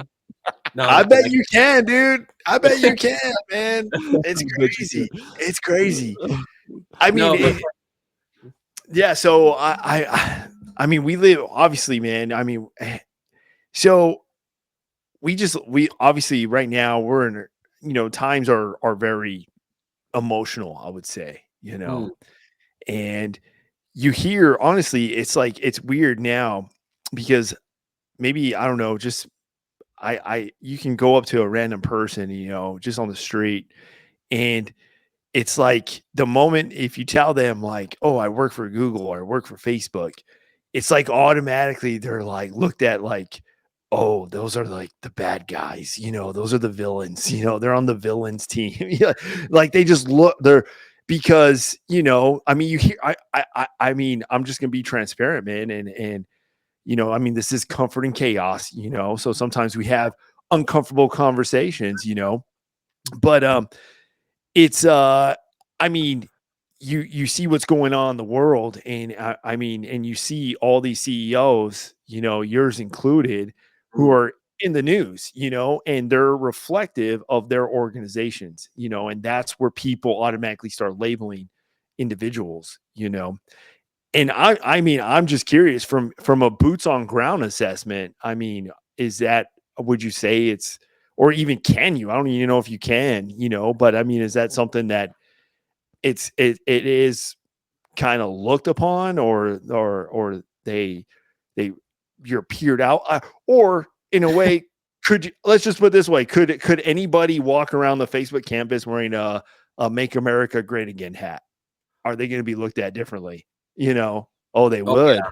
No, well, honestly, at work, you are pretty much told kind of like stay away from political kind of things, because political discussions usually end in some sort of argument. Or I know. I obviously we do the same. We do really the same thing in the military. We just hey, it's kind of like one of those like don't ask, don't tell kind of deals. A bit different, right? Like they also don't want to silence people, but they know that, like, if you're going to get in a discussion like that, the thing is like anyone could just go to HR and be like, I have a problem with this person, right? And then you have to have a discussion with it. So like it's kind of like do so at your own peril, right? But no one's going to stop you. Okay. Like, yeah, but I think everyone kind of like, it's like unknown, like unspoken rule, just like don't do it. Like, it's never going to end well. So just, and plus you're going to make your colleagues uncomfortable. So like, and that's something that you do, right? Because like that's like anti-culture. Yeah. So, but yeah, I mean, like, speaking about like, I generally don't tell people too often I work there, just because like I don't want to make that my identity either. Like, oh yeah, I'm just like a Facebooker. Like same way I don't tell people like, oh, I'm military all the time. Like I don't like to turn the military into my personality. Like I want people to just get to know me as a person. So like I don't, like, I'll tell people if they ask, but like I don't start with, oh hey, what's up? I'm a military veteran on Facebook. I'm a vet, bro. Yeah, I'm a US vet. Like you see this Stetson? You know what the Stetson means? you know what the color codes mean on my Stetson? The blue. Yeah, you know what these color codes mean? We need to get this man a fucking Iraq vet hat. I won't wear it. No, honestly, like I'll see people wearing. I'm like, do you really need to tell everyone, dude? Like, right. I mean, you're proud about it. You're loud and proud. Oh, I right? see. Trust me, I see here in Texas. I mean, you'll see literally their awards literally bumper stickered on their truck somewhere. Every award they got, you're like, dude, that's just an ARCOM. Okay, nice. You got 2 ARCOMs in your career. Good deal. Yeah. But yeah, I mean, you see that everywhere. Which, I mean, I'm not knocking on. I'm like, dude, you know what? Hey, you did your time. You took the oath. Hey, good deal. But I mean, chill with the vibes, dude. We know. To each their own. I mean,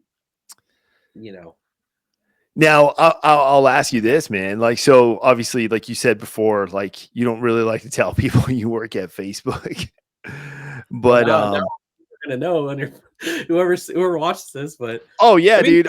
Yeah, I mean, good luck because I mean, last episode had 2 million views? So yeah, really? I mean, good luck, dude. Yeah, Yeah. I wouldn't be surprised, dude. You're called into a meeting tomorrow. All right, I need you to a lot of my name out of everything here. We'll just blur your face and change your voice. Little black fucking bar across. But every time you move, the bar, and then you move there you are. You go right back into the bar. That would be awesome. We need to do that. Jamie, take notes. Yeah, I mean, look, I'll just start out there. I mean, if anyone wants to ask you questions, like I'm always down to answer questions. So, like, dude, that's great to hear. But I mean, I know I'm pretty sure you got some questions. I mean, it's just because you represent or you're part of such a big influential organization right now, that's literally in the news. I think every time I turn on the news now, there's something about Facebook or CEO or something. And my mind always goes, wow, I wonder, what is really going on in that organization? Obviously it's a critical time of the year. You got election time. You're watching the news. I mean, just a couple of weeks ago, I mean, who you called Zuck, sent he literally posted a big old letter that he wrote to a Senate committee, and I'm just like, dude, that's like big news, like what he disclosed. I don't know.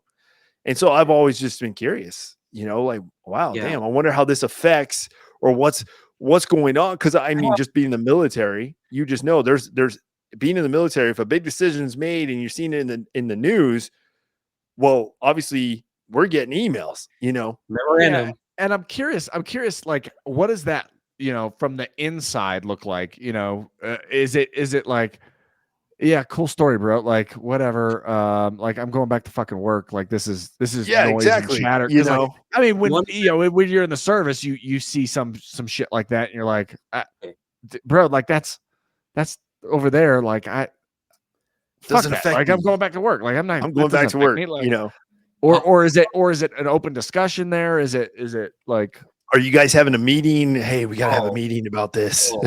No. I'll tell you something really cool about the company. So tell me. Every week, we have something called Q&A. So the week leading up to it, or the days leading up to it, the company opens up a poll, and anyone can ask any question in the poll. The rest of the company can upvote it. So depending on what's asked, you can upvote your question if they like it a lot. And the top 5 questions that get upvoted, Zuck will answer directly in Q&A. What? Even if they're tough questions, like he doesn't. Yeah. That's actually pretty badass.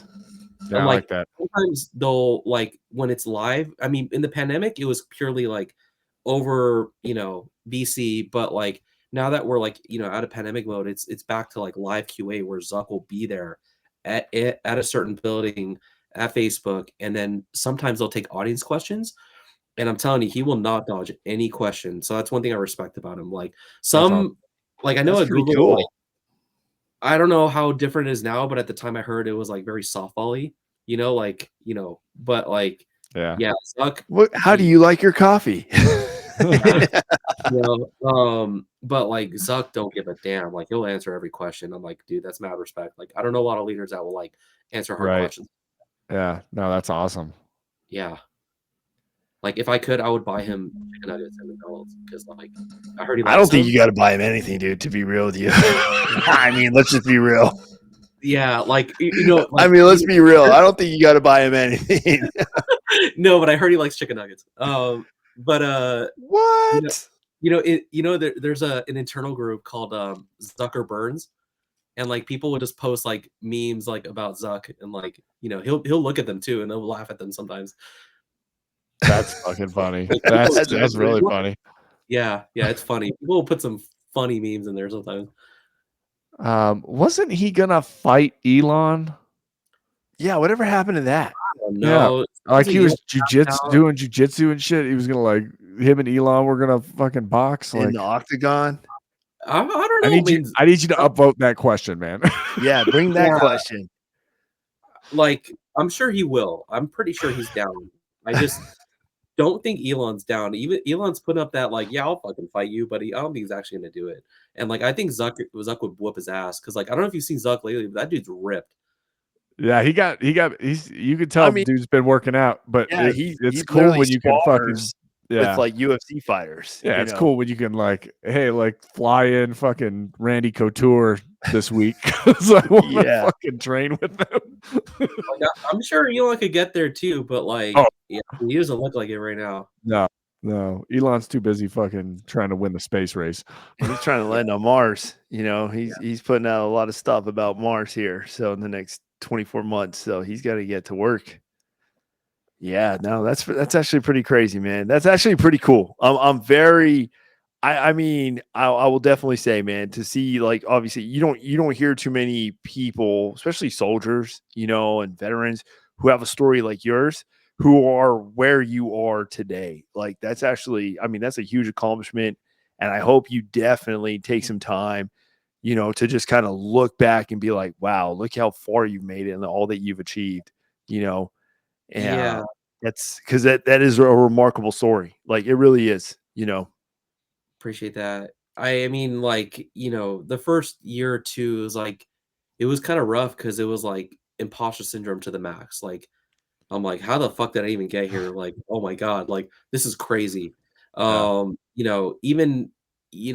like, I mean, I like to describe my story as kind of like a rags to riches story because like I literally come from nothing. Yeah. Even before high school, like just, very poor family. So it's just, you don't really hear it too often. Coming from, nothing but like it was a lot of effort for sure, a lot of struggle, a lot of sacrifice, but I won't deny there was a bit of luck there too. I mean, that's also a factor. So I just usually just tell people I'm just like very lucky to be where I am. I think that's awesome, man. Just save a spot because I'll be sending you my resume in about 5.5 years. You'll be ready. So hurry up and get up there. Whenever you retire. That's right. I'll be sending you a resume in about 5.5 years. So you still got that long? Yeah, man. Yeah. You can retire now. You can get a small paycheck. Will can though. Well, what do you want to be?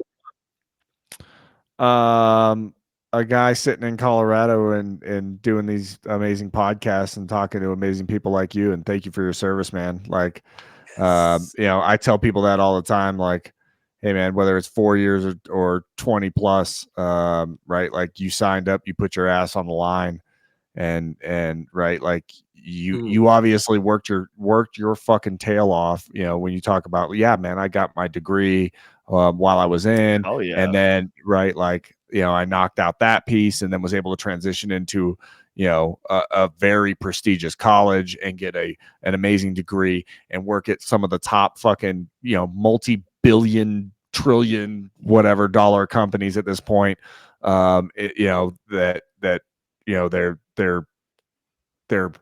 Their GDP of the company is that small countries, medium-sized fucking countries.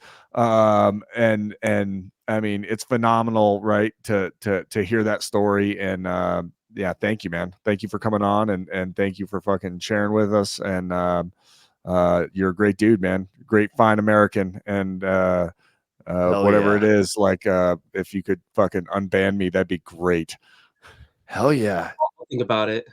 Hey, yeah, hey, you know what? You could probably even work I some know things. I know a Cav guy that will do some stuff to make this happen. All right. Yeah. All right. Who will? Reband. Yeah. Who is this? Who is this? Hey, maybe John can help us out and we'll just like, send the link to this episode. He'll just like type in a few codes and all of a sudden, boom, it's on everybody's freaking algorithm, everybody's wall. Check it out. Right now, the future at the company is AI. Generative AI. Oh, I bet, man. I mean, that's everywhere right now. It's AI this, AI that. But even then, like, there's one thing more important. Like, even if we're not trying to go to meta in general, but like, cybersecurity is becoming really, really important now.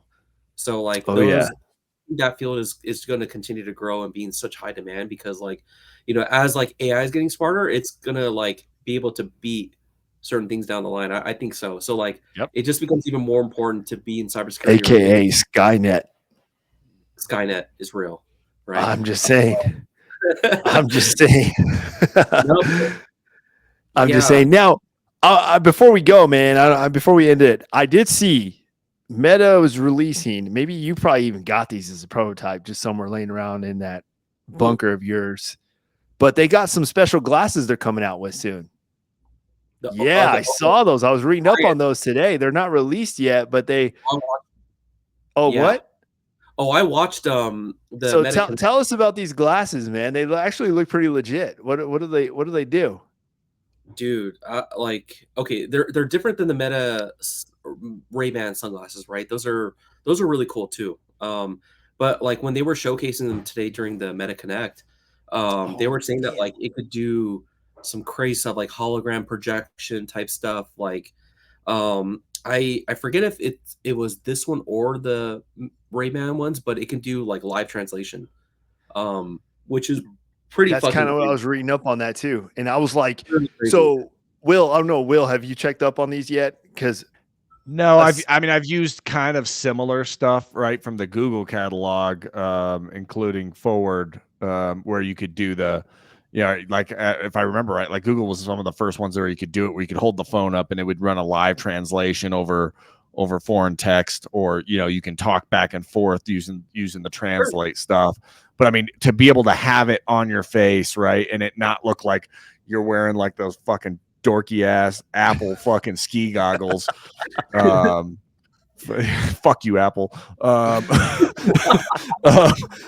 Right, like, and you're able to, like, it just makes a more global product, right? Where you can literally travel all over the world and be able to talk and communicate and share and like connect. Like, that's a phenomenal, like, if they pull it off the way that they're showing they're going to pull it off, like, man, that's going to be fucking cool. I think it's legit. I mean, what I was looking into is like, it's like I can have a conversation with you, Will. I put these glasses on and I can see you in front of me. Like, we're just having a conversation, and I'm like, that's freaking sick. Like, it showed something like, both of you could have the glasses on, but then like you could project Will in front of you.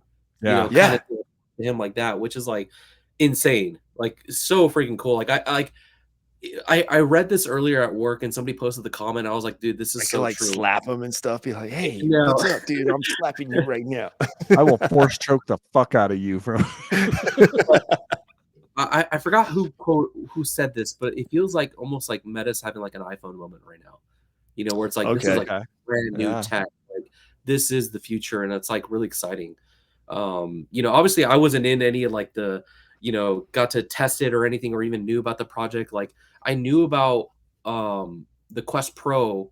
It was called something else internally before they tested it out, and I was like kind of playing around with it, but I didn't know it was going to be called the Quest Pro. They called it something else internally. Same with like, that's what they do. Sure. Yeah. Well, of course. Yeah.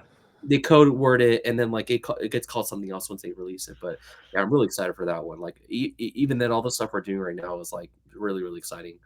So just, I'm gonna stick around, especially because man.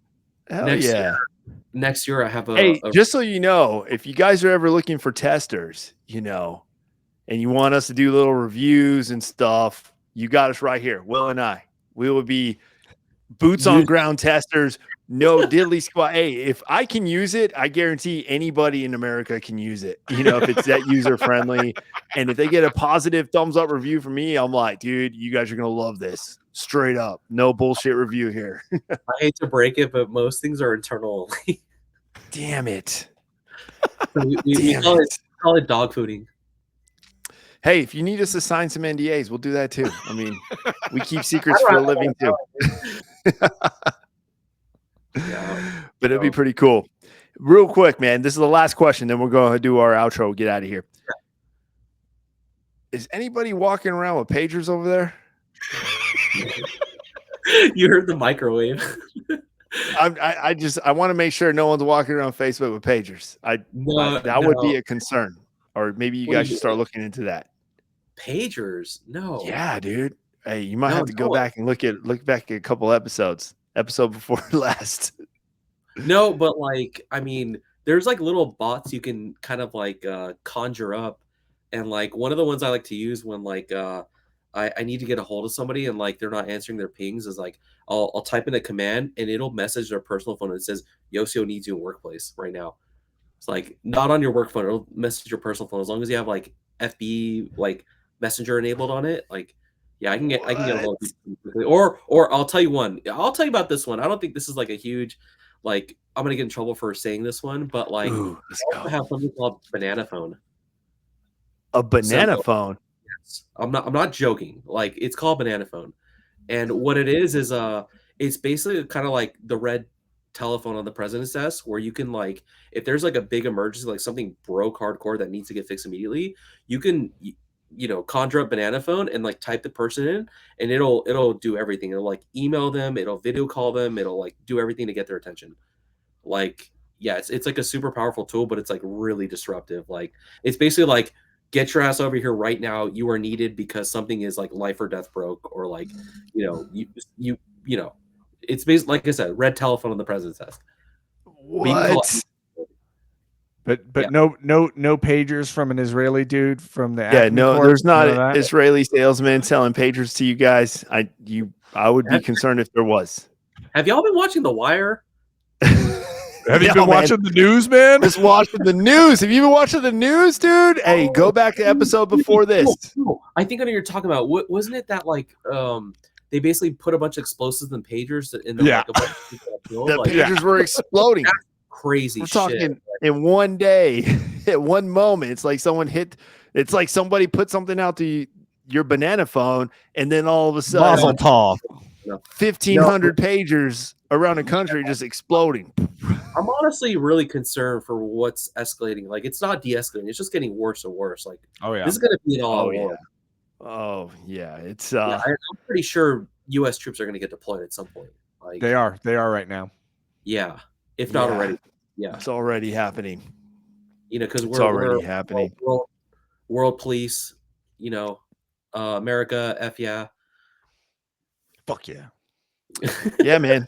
And hey, if you need somebody to go, I can fit a meta patch somewhere. A little sponsorship while I'm out there. The meta army. Hey, put that questionnaire. Send that questionnaire, the Q&A to Zuck. See what he thinks.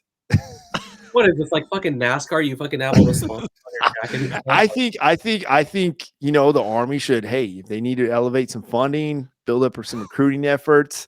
Let's go ahead. Let's turn some soldiers into some. Get some sweet fucking glasses. Get some sweet swag. Sponsorship. Where your first sergeant can contact you in your barracks room and he makes you stand at ease because you got your fucking stupid glasses on. Bro, the front leaning rest position. Oh shit! Oh shit, man. Well, brother, hey, I really do appreciate you coming on here, man. We're not going to kill too much of your time. We've already gone way past our normal timeline, but it's been worth it, man. It was a great conversation. Thank you for taking some time out of your busy schedule and just coming on and sharing your story, man. And and I really do appreciate you coming on here. And I hope you're ready because we'll definitely have a recap and get you back on here again. And as long as you don't mind, man, as you know, the news is always popping off and your organization sometimes somehow finds its way always in the news. And it'd be nice to kind of bring a little boots on ground assessment to just kind of put some ease and bring some comfort to some chaos to a lot of individuals out there. There's a few times, we made the news for like, because like I said, my org is trust and safety. So like we have the ability to like enforce on developers, like shut down their access to Facebook APIs, right? And then and if like all their users are like majority Facebook API users, then like meaning that like they're using Facebook to log in, it could have some really drastic financial impact. I bet. Right? I bet. So they get really pissed off sometimes, and I'm like, hey, look, it's sometimes it's a mistake. I mean, I don't know, like I'm not on that side. I'm not the one pushing the button. I'm the one who's like I get involved when it's like, hey, was this a bug? If it's a bug, then I get involved. But if it's like, hey, somebody made a mistake, this is a false positive, then it's like, okay, I'm not needed here. You have fun dealing with all the backlash. But yeah, usually when it comes to something broke, then I'll get involved. But yeah, let's just say I know there's been a few events where like we definitely made the news, and I'm like, oh shit, like, glad it's not me, but yeah, but I can't say what. Well, dang, way to end it on that note, dude. Because now I'm like, you left me on a cliffhanger. But it's all good, man. It's all good. Well, guys, I really appreciate that. Shout out to my man here who came in here and shared his story, guys. And if you have any questions about Facebook, obviously you said, comment down below. Let us know. I promise you. Maybe he won't be monitoring him, but I have a direct line to him. We have a banana phone. All right. I have a line to him. I'll get the word out to him. All right. And comment down below if you got questions about Will's head. You guys already know. Yeah. Read it down below. He's got those comforting chaos bucks for you. He's always interested. So please, guys, thank you all for tuning in. Thank you for the support. Will, you got any messages for the team? Yeah, I'm just happy that we're converting to Zuck Bucks, and I may not have a banana phone, but I have a banana in my You'll pocket. be getting one. So yeah, one. I think John's going to put in a word. I think Meta's going to sponsor this podcast here pretty soon. Yeah, he's going to put in the word. I'll get it tattooed on my lower back. Hey, I can get Meta somewhere here. Easy. I can get it to fit. Let's go. I got some room up here. You won't do it. You won't do it. All right, guys. Hey, thank you all for tuning in. Everybody, peace out. We'll see you on the next episode.